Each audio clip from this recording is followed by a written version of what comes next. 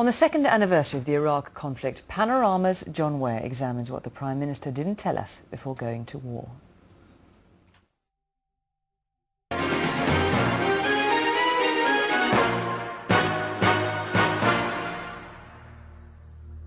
Two years ago tonight, the Prime Minister was preparing to broadcast to the nation. He was taking the country to war. Tonight, British servicemen and women are engaged from air, land and sea. Their mission? To remove Saddam Hussein from power and disarm Iraq of its weapons of mass destruction. Mr. Blair had said the intelligence services had showed beyond doubt that Iraq had weapons of mass destruction. There has been a real concern on our part not to exaggerate the intelligence that we get. Yet some of Mr. Blair's claims about the intelligence were exaggerated. The intelligence picture they paint is one accumulated over the last 4 years. It is extensive, detailed and authoritative. We now know that was not quite the picture the intelligence services painted to him. He knew perfectly well what he was doing. I think it was a lack of candour. I cannot bring myself to say that I misrepresented the evidence, since I do not accept that I did. But there are many in the country who think he did. The government perhaps allowed the public to be misled as to the degree of certainty about weapons of mass destruction. The Prime Minister remains utterly convinced he was right to take military action. This is the story of what Mr. Blair didn't tell us before sending British troops into battle. What I do not in any way accept is that there was any deception of anyone. Is he someone whose word you still trust?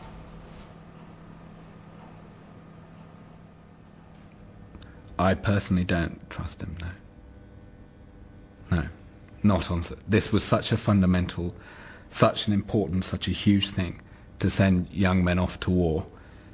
I'm afraid the government did not tell the whole truth about the alleged threat that Iraq posed. That's why I think it's a tawdry story.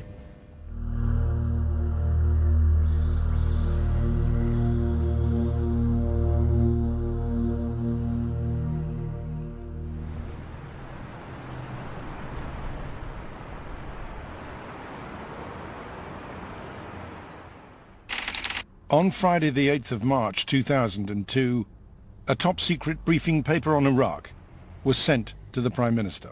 It was almost exactly 12 months before he took Britain to war. Come in. Morning, Tony. Good papers. Mr. Blair was told the Bush administration was considering overthrowing Saddam Hussein. An invasion was the only way of doing this, but it would require a legal justification. The Prime Minister was advised none currently exists. Nevertheless, Mr. Blair would make a commitment to regime change. This would be a radical departure in British foreign policy, which he withheld from most members of his cabinet.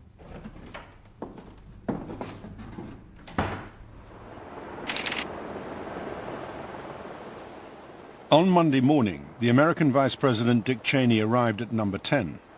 The Prime Minister had been briefed that Saddam posed no greater threat now than in recent years. Cheney, are we going to war with Iraq? But at his press conference, Mr. Blair made no mention of that crucial qualification. He had decided that he and President Bush were going to row back the tide of proliferation, and that Iraq was the place to start.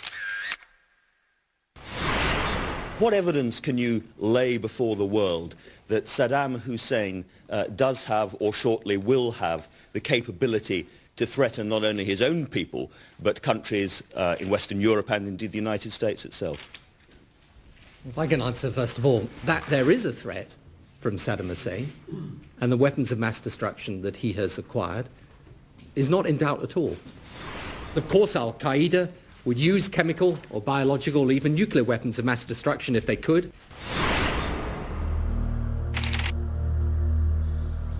The next day in Washington, Mr. Blair's Foreign Affairs and Security Advisor met the Bush administration. Sir David Manning sent a note to Mr. Blair of his conversation. What Sir David said leaked out last autumn. We spent a long time at dinner on Iraq. It is clear that Bush is grateful for your support and has registered that you are getting flack. I said you would not budge in your support for regime change. I think the real dishonesty of the government's position is that Tony Blair could not be frank with the British people about the real reason why he believed Britain had to be part of the invasion, which was to prove to the United States President that we were his most reliable, most sound ally. That was why he committed himself to President Bush. I don't deny that Tony Blair genuinely believed that there were illegal weapons inside Iraq. But the evidence for it was always very thin. But he believed it. The reality is that he believed in the evidence because he needed to believe in the evidence.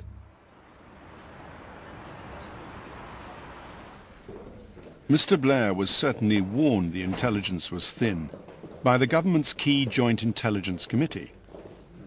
Although the committee advised that Saddam was able to produce chemical and biological agents, they also said there was no firm evidence he was still making weapons.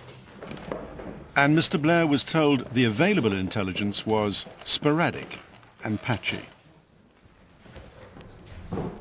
What little intelligence there was coming in from Iraq was seen by the chief intelligence analyst on weapons of mass destruction at the Ministry of Defense. The intelligence we had certainly wasn't detailed. I mean, this was one of our major problems. There were some very general statements in intelligence that raised suspicions, but it certainly didn't allow definitive statements or definitive assessments to be made. In Washington, the British ambassador had been discussing Mr. Blair's commitment to regime change with the Bush administration at Sunday lunch. Memo to Sir David Manning, number 10 Downing Street. Confidential and personal.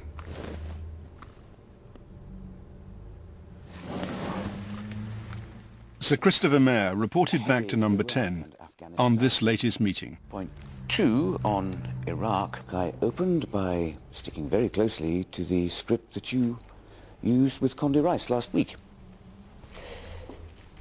We backed regime change, but the plan had to be clever. And failure was not an option. It would be a tough sell for us domestically.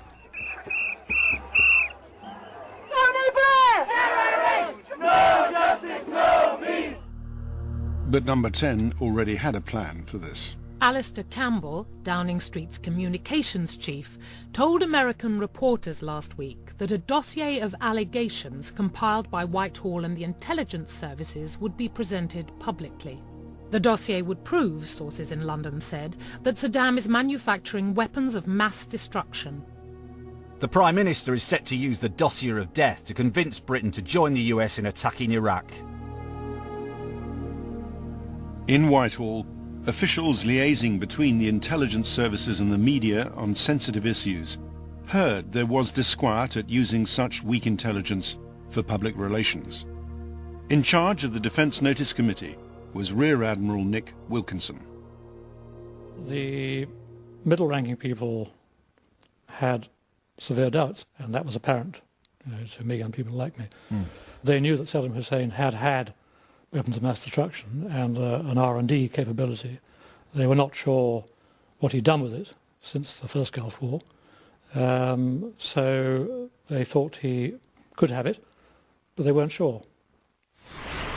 But the Prime Minister was sure. In fact, he said he was certain. We know that he has stockpiles of major amounts of chemical and biological weapons. On what did Mr. Blair base this assertion? No recent assessment from the Joint Intelligence Committee had claimed as much. 22nd of March 2002. Confidential and personal to the Secretary of State, headed Iraq Advice to the Prime Minister. The political director of the Foreign Office, Peter Ricketts, wrote a candid note to the Foreign Secretary Jack Straw.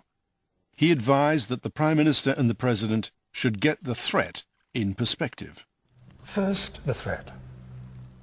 The truth is that what has changed is not the pace of Saddam Hussein's WMD programs, but our tolerance of them post 11 September.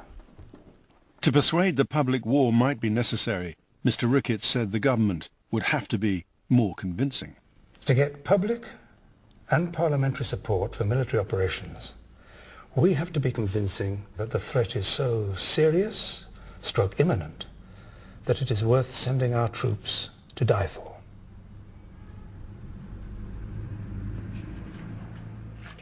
The Prime Minister made his claim about Saddam having stockpiles of weapons as he was about to meet President Bush at his ranch in Texas.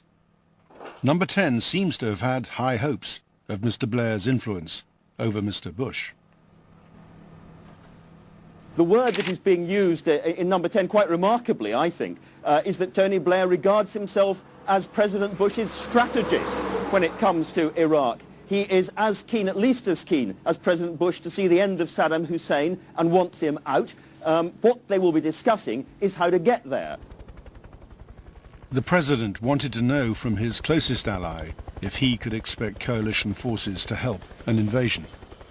Mr. Blair wanted to know if Mr. Bush would revive the Middle East peace process before any bombing started. But this seems not to have been set as a condition by Mr. Blair. It was more of a big ask, an official present at the summit told us. We'll see everybody tomorrow. Mr. President, will the Secretary... As I said, we'll see you tomorrow. Sounds good. And I know you can't wait, and neither can I. Okay. Neither can the Prime Minister, for that matter. Privately, Mr. Blair had already promised the Bush administration he wouldn't budge in his support for regime change. But as Number 10 had also explained to the Americans, Mr. Blair had to manage a press, a parliament and public opinion that was very different from anything in the States. So the Prime Minister was much more nuanced in public than his host about his policy. Good morning. You know, it has always been our policy that Iraq would be a better place without Saddam Hussein. But how we now proceed in this situation, how we make sure that this threat that is posed by weapons of mass destruction is dealt with, that is a matter that is open. And when the time comes for taking those decisions, we will tell people about those decisions. This seems to have been too coded for the plain-speaking president. He left no doubt about where he was going. Maybe I should be a little less direct and be a little more nuanced and say we support regime change. In New York, at Britain's UN mission, the diplomat responsible for Iraq had no idea Number 10 was now committed to helping the Americans overthrow Saddam. In meetings with other diplomats, he was still promoting British policy towards Iraq as being the containment of any threat through sanctions and weapons inspections. This is what we were instructed to say. The public argument was, of course, that it was illegal. You can't just go around and topple governments you don't like. That's not legal. And that's what we would say in the UN, because the UN is a place of law and of rules. But privately, what we would discuss with our allies was that we thought it was a bad idea, because we thought it would be destabilizing and could potentially lead to chaos in Iraq. He must have felt, not to put too fine a point on it, a bit of a prat. I mean, talking to the State Department, promoting one policy, when in fact, presumably people in the State Department knew jolly well that the part of the government, the British government that really mattered, namely Downing Street, was promoting a completely, was signed up anyway to a totally different policy. Yes, I think that's more or less right. Blair dossier on Iraq is delayed indefinitely. In London, there was still no sign of Number 10's much heralded intelligence dossier, which promised to show why Saddam was a threat to Britain. Someone else said to the FT it was insufficient to convince critics within the Labour Party that the full-scale offensive against Iraq was justified. Is that why it was pulled? No, and it wasn't pulled. Both of those things are absolutely wrong. Absolutely wrong? A memo has since been leaked that shows the Financial Times was on to something.